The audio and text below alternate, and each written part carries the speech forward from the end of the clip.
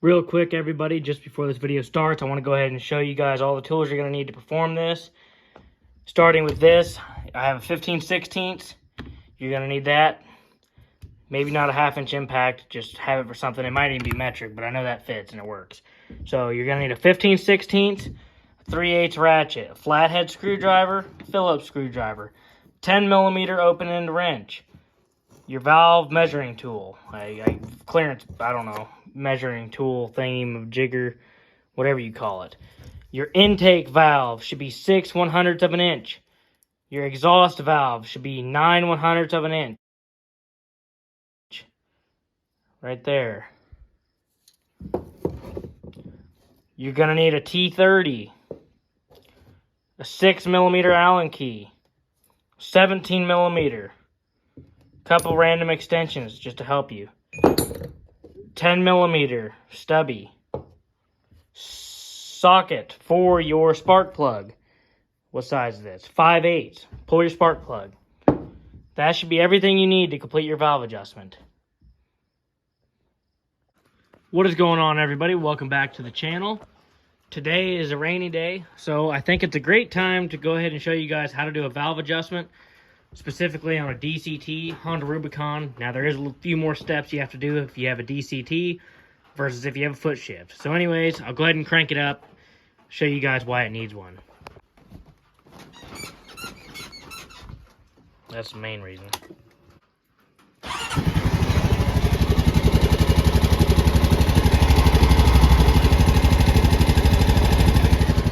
Hear it tap, it'll get worse whenever you're ready.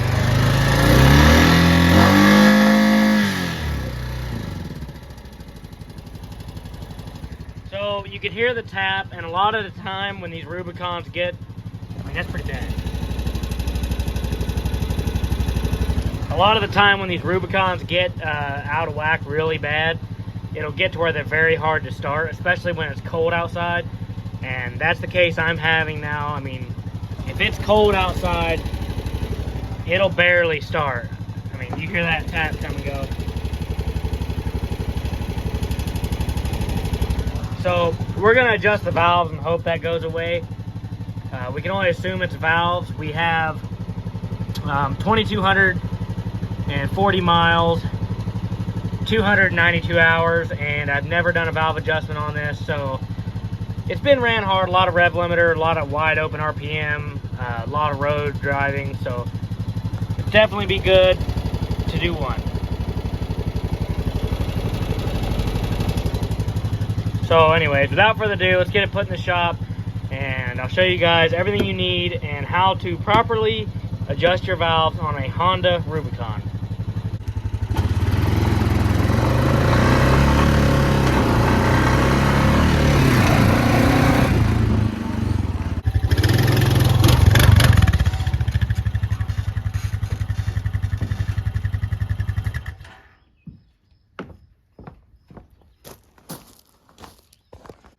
So the very first thing we need to do is get all my stuff off of here, and then I'll show you guys where you start.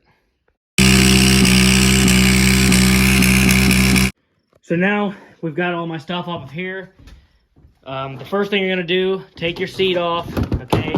Then you're gonna pop this center plastic off. There's a clip right here, mine's broke off.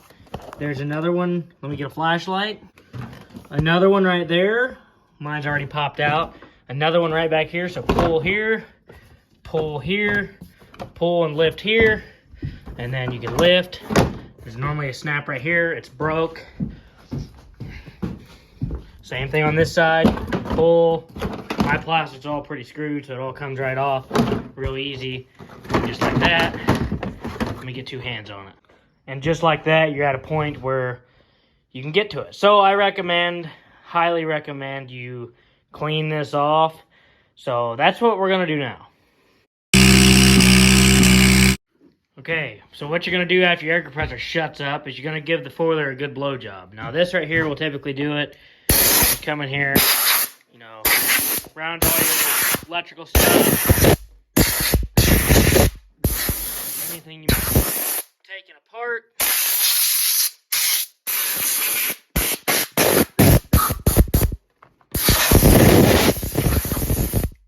that's all we're going to do for now. Once we get further along, we will probably blow off around the top of the engine. Okay, so the next step, pop your gas cap. Pop maybe a tab here and a tab there. You're going to lift this up. You don't have to pull the rack off and all that. Just bend this piece up. There's going to be 2 Torx bolts right on the front of the gas tank you have to get to, because you do have to remove the gas tank. You have to remove all of this. So I'm going to go ahead and show you guys exactly how to do that. Now, you'll notice right here, there is a problem. I see something is rubbing right there. Not sure if it's the plastic or if it is the seat. So we're going to address that. I'm going to try and figure out what's rubbing that. If we can't figure it out, for the meantime, we're at least going to throw some more electrical tape on there, prevent those wires from getting tore up and causing us more problems. So always look out for stuff like that when you start to dig in. You know, check for any other issues you might have. So the very first thing you're going to want to do is pull this off. In order to do that, you're going to come around. You've got 2 tabs right here, and it comes right out just like that. And then you have, it looks like a 10 millimeter. And I will confirm that after we pull it out. It's definitely a 10 millimeter. You're going to pull the spark plug wire free. Pull it out of this loop here where you can get to it. Go ahead and pull that out of there. Pull this out of here. You're going to get these connections off. You can get this one with your fingers. The other one there is a pain in the butt, but if you have a flathead, it's super easy. You're going to disconnect this one plug here. Super easy. I say that. You dog. Okay, yeah. See, you just wiggle it some. Get that out of your way. This plug right here is your hardest, but just get a screwdriver, and it's not that hard. You're going to spill a little bit of gas. Don't freak out. Make sure you don't lose that. Leave that on there. Okay, now you're almost free. Pull this off. It's just a matter then of pulling some hoses out. Make sure you're unclipped everywhere. Then, don't let that catch. This hose can stay over there. All this will be pretty self-explanatory when you're putting it back together. You can just let this lay to the side like that. That won't hurt anything. Okay, next step, getting the gas tank off. So like I said, remove your gas tank, pull a couple of these. Now, there is a way to do that. I don't know where my tool is, but I had a pair of pliers similar to this. You just cut a groove on both sides. You can come in there, reach in there, pull it out. But in my case, I'll struggle with a flathead. So pull that pin, that pin, that pin, and that pin. And then watch out for your 12-volt plug. Pick it up, and then I'll show you what you do next. Yours probably won't be this difficult. Mine's going to be pretty difficult because, look, my frame, everything is bent and slammed forward. So this might be hard, but let me get a flashlight. So if you look there, there's one there. Pretty sure it's just T25 or T30. And then on the other side, you can see, or is there just one? Okay, no, there's one over here. It's a little bit harder to get to. It's right there. So you might be able to reach it like this with a long extension. We'll see. It does appear to be T30, or at least that's working for me. So this one, you just come right here. You go straight down beside the handlebars. This side, like I showed before, force the plastic up and you can get right to it. Just force it. Ain't gonna hurt anything. There's another 10 millimeter here and a 10 millimeter on the side. Remove both of those. So the next thing you're going to want to do is viciously yank your gas tank out. Put your fuel cap back on so you don't spill fuel everywhere like I just did before you yank it out. Also, preferably don't have a full tank of fuel. Helps a little bit. So once you're at this point, you're going to be furiously mad because you have a winch, so you have all these stupid wires everywhere. So you're just going to simply flop those over here like this. Out of your way. On the DCT, you have to pop this out, so let's do that. One tab there, and loosen a clamp on the bottom of the airbox.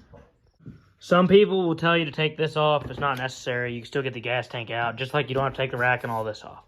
So do all that. So anyways, once you get the intake loose, which in my case was kind of hard to get to, but it was already loose, luckily, should just wiggle it, pull it right out, give it a nice little twister-roo.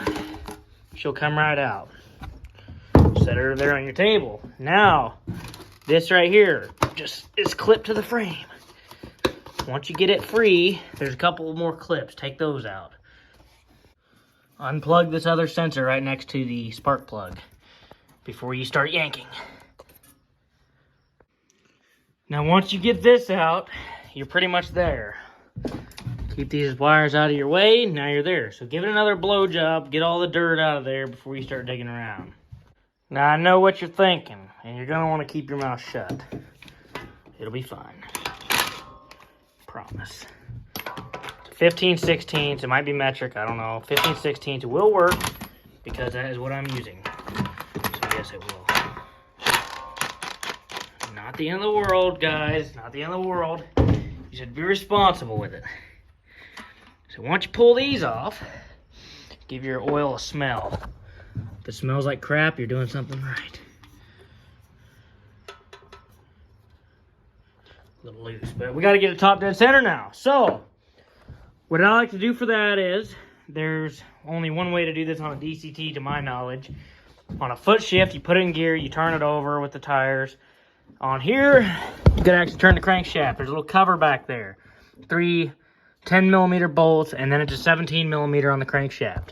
Pull this little Allen key out to get to see your top dead center. Now you're gonna need a flashlight, some good vision. And then another thing I like to do is I pull the spark plug out and I get something like a zip tie or something just to feel around to make sure that cylinder is at, or the piston is at the top. So I like to do that, and then once you're there, you'll be able to go from there. Good time to check your spark plug. I'm sure that white stuff there means something. I'm no expert. This one looks pretty rough, so if I didn't have a spare, I'd say throw her back in there. It's not going to be the end of the world. Just because of the fact I do have a brand new one right there, I think it's safe to say we're going to use it. Another quick tip. Don't ever buy this Husky set. Absolute retarded design garbage. So we're going to switch to this socket set so we don't ruin something. Except we need a 10mm. That could be an issue. Nope.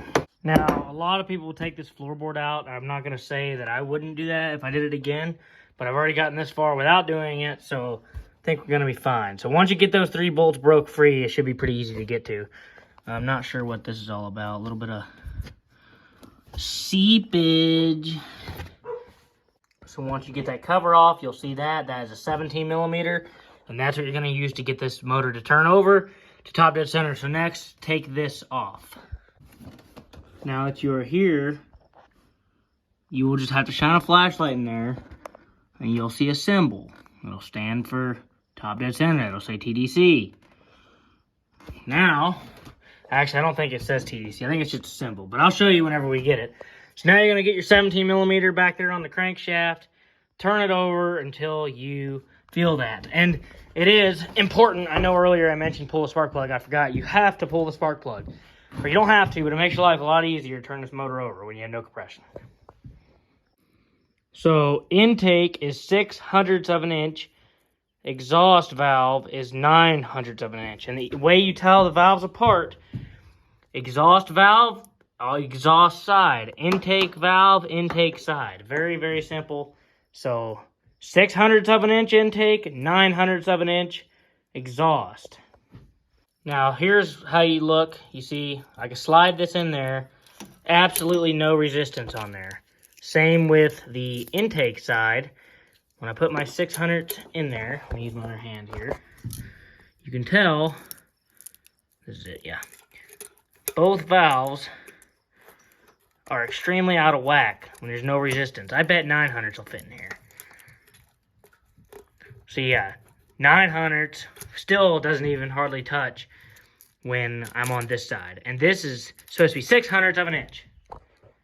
So now, you're gonna take a 10mm wrench, loosen this, and then adjust this until it's tight, or not tight, but just where you can feel scratching on your valve guides. This right here is what you should be looking like. You'd have this wrench in here like so. 10 millimeter, and you'll have a screwdriver right here to loosen. So break it free with your wrench, and then you can adjust with this. Now you're going to take this 6/100 of an inch for intake. Remember, you're going to get it right here. You're going to slide it in there. You're going to turn this until it's snug. When I get it there, I'll show you what I mean.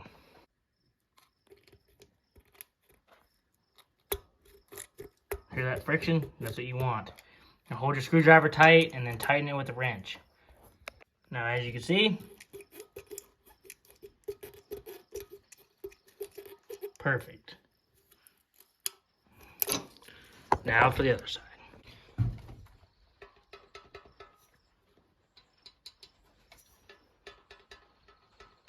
Double check. Once you've done that, you can start putting everything back together the way you took it apart. Don't put these on too tight. That's all it needs. Spark plug, don't forget your crankshaft cover. Test crank. Ain't got no gas in it.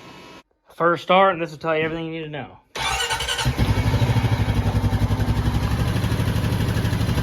Sounds good.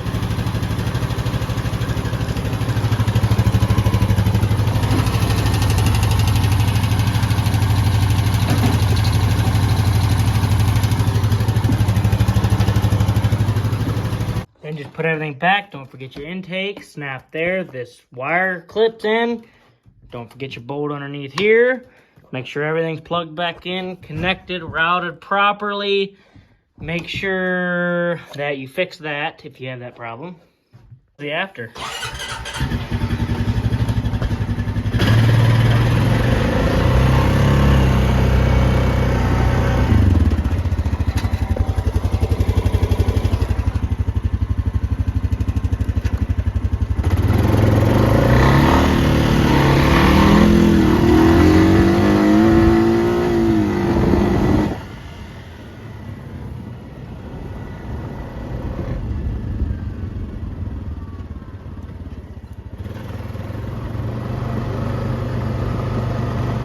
Anyways, guys, I hope you enjoyed that video showing you how to adjust your valves on your Honda Rubicon 520 DCT 2021 automatic DCT 4-wheel drive with diff lock, Foreman Rubicon, power steering, TRX 520 FA6, 3,500 pound Warren winch.